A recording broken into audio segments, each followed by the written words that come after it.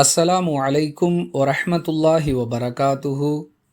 தினமும் ஒரு ஹதீஸ்.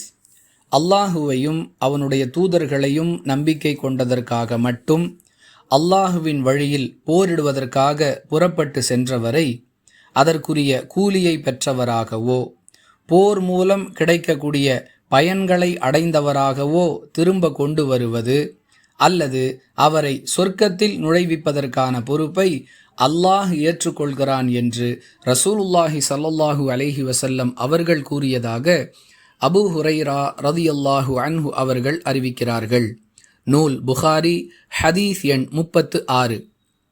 அன்பிற்குரிய அல்லாஹுவின் நல்லடியார்களே, அல்லாஹுடைய மார்க்கத்திற்காக போராடுகிறோம் என்று சொல்லிக்கொண்டு அதில் விளம்பர நோக்கத்தை கலந்துவிட்டால் அதை கொண்டு நாம் எந்த பயனையும் அடைந்து கொள்ள முடியாது என்பது இந்த ஹதீஸ் சொல்லக்கூடிய பாடம். அல்லாஹுவுக்காகவும் அவனுடைய தூதர்கள் மீது நம்பிக்கை கொண்டதற்காகவும் மட்டுமே அல்லாஹுடைய மார்க்கத்திற்காக ஒருவர் போராடினால்தான் ஒன்று அதற்கான கூலியை உலகத்திலேயே பெற முடியும், அல்லது உலகத்தில் அதற்காக சில சிரமங்களை அனுபவித்தாலும் அவரை சொர்க்கத்திற்கு அனுப்பக்கூடிய பொறுப்பை அல்லாஹ் ஏற்றுக்கொள்வதாக ரசூலுல்லாஹி ஸல்லல்லாஹு அலைஹி வஸல்லம் அவர்கள் உறுதியளிக்கிறார்கள்.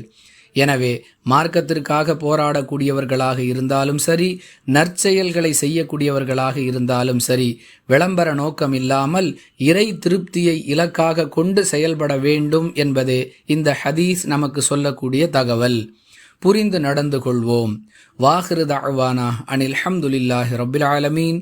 அஸ்ஸலாமு அலைக்கும் வரஹ்மத்துல்லாஹி வபரகாத்துஹு.